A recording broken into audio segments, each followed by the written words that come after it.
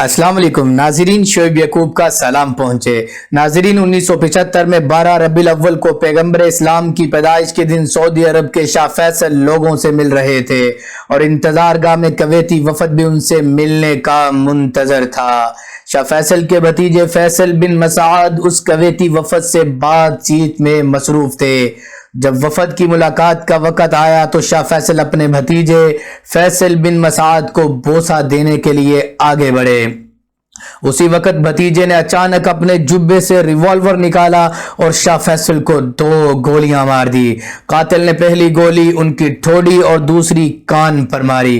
कहा जाता है कि एक तीसरी गोली भी चली थी जो उन्हें नहीं लगी। शाह के एक मुहाफिज ने फैसल बिन मसाद पर तलवार का वार किया जो कभी मयान में ही थी। वहां पर मौजूद मुल्क के वजीर पेट्रोलियम ने गार्ड से चिल्लाकर कहा, शहजादे को हलाक न करना। फैसल बिन मसाद इस दौरान इत्मीनान से वहीं खड़े रहे और गार्ड्स ने उन्हें गिरफ्तार कर लिया। शाह फैसल को अस्पताल ले जाया गया लेकिन वो जख्मों की ताब ना ला सके और हलाक हो गए। शाह फैसल बिन अब्दुल अजीज बिन अब्दुल रहमान अस-सऊद के कातिल फैसल बिन मसाद का सर उसी साल 18 जून को सऊदी अरब के दारुल हुकूमत रियाज के सबसे बड़े चौराहे पर सरेआम कलम कर दिया गया था। फैसल मसाद की जिंदगी के बारे में बहुत ज्यादा तो नहीं लिखा गया। फैसल बिन मसाद तालीम हासिल करने अमेरिका गए जहां उन्होंने सैन फ्रांसिस्को स्टेट कॉलेज में दाखिला लिया। वो यूनिवर्सिटी ऑफ कैलिफोर्निया और यूनिवर्सिटी ऑफ कोलोराडो में भी ज़ेरे तालीम रहे।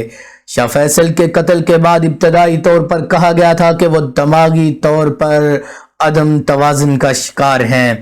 कत्ल के बाद शाही कबीना की जानिब से एक बयान में उन्हें बाकायदा तौर पर पागल करार दे दिया गया, लेकिन डॉक्टरों ने मुआयने के बाद सर्टिफिकेट दिया कि फैसल बिन मसाद दिमागी तौर पर बिल्कुल ठीक हैं।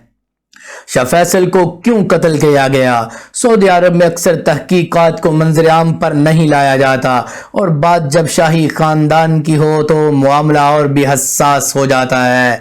कत्ल के वक़्त कई अफवाहों और क़यास-आराइयों ने जन्म लिया, लेकिन तहकीकात के बाद यह कहा गया कि कातिल अकेला था, उसके साथ उस अमल में कोई और शरीक न था।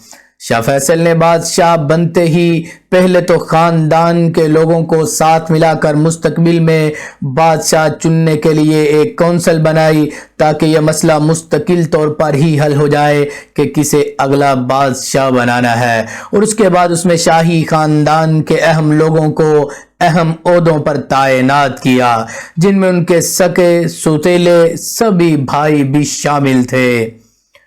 उन्होंने कई बार पॉपुलर फैसले किए जिनसे उनको अवाम में बड़ी पजीराई मिली।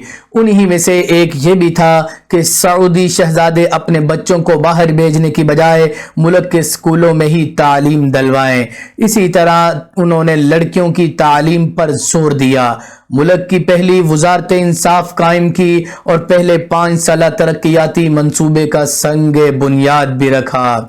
उन्होंने रेडिकल उलमा कंट्रोल किया और जब उन्हें मशीरों ने मशवरे दिए कि मुल्क में खवातीन की तालीम जैसे इनकलाबी फैसले करने से उनके खिलाफ मजहबी बरादरी की नफरत बढ़ सकती है तो उन्होंने इसे मानने से भी इनकार किया। लेकिन इसके बरअक्स जब उन्होंने कहा मुल्क का कोई आइन बनाए तो उन्होंने कहा कि कुरान ही हमारा आइन है। मुसन्नफ क्रेगर अपनी किताब house of the Bush house of Saud में लिखते हैं कि शहजादा बंदर बिन सुल्तान अस-सऊद ने एक मरतबा अखबार न्यूयॉर्क टाइम्स को बताया था कि शाह ईरान ने अपना तख्ता उल्टे जाने से पहले एक मरतबा शाह फैसल को एक खत लिखा जिसमें उन्होंने कहा था कि मेरे भाई मेहरबानी फरमाकर जिद्दत लाओ, मुल्क को जदीद बनाओ, अपने मुल्क को खोलो, स्कूलों में मखलूत तालीम लाओ, औरतें और मर्द साथ साथ औरतों को मिनी स्कर्ट्स पहने दो, डिस्को बनाओ, मॉडर्न बनो, वरना मैं इस बात की गारंटी नहीं दे सकता कि तुम ज्यादा देर तक अपने तख्त पर बरा जमान रहोगे। इसका जवाब शाह फैसल ने कुछ यूं दिया, जहां पना मैं आपकी नसीहत की कदर करता हूं, क्या मैं आपको याद दिलाऊं कि आप फ्रांस के शाह नहीं हैं, आप एलिसी में नहीं हैं, आप ईरान में हैं, आपकी 90% आबादी मुसलमान है। मेहरबानी फरमाकर ये कभी ना भूलें। شہزادہ بندر نے کہا کہ تاریخ نے شاہ فیصل کو سچ ثابت کیا اور کہیں اور سے درآمد کیے ہوئے غیر مادی معاشرتی اور سیاسی ادارے خطرناک ہو سکتے ہیں۔ شاہ ایران سے ہی پوچھ لیں، ہمارے لیے اسلام صرف ایک مذہب نہیں بلکہ زندگی گزارنے کا ایک طریقہ ہے۔ ہم سعودی لوگ جدید طرز زندگی لانا چاہتے ہیں لیکن ضروری نہیں کہ وہ مغربی طرز زندگی ہو۔ شاہ فیصل اور تیل کی قیمتیں شاہ فیصل کے قتل کے بعد افواہوں اور قیاس آرائیوں میں سے ایک امریکہ کے بارے میں تھی، جہاں سے واپس آنے کے بعد فیصل بن مسعود نے شاہ فیصل کا قتل کیا تھا۔ چند عرب اخبارات نے اس کی طرف اشارہ بھی کیا تھا کہ ہو سکتا ہے کہ یہ مبینہ طور پر 1973 کے تیل کی پابندی کا ایک بدلہ ہو، جس میں مغرب کو بہت نقصان ہوا اور سعودی تیل کی قیمت بہت بڑھ گئی۔ تو ناظرین، یہ اندھوناک کہانی کیسی لگی؟ اگر اچھی لگی ہے تو کمنٹ ضرور کریں۔ اپنا خیال رکھیے گا۔ اللہ نگہبان۔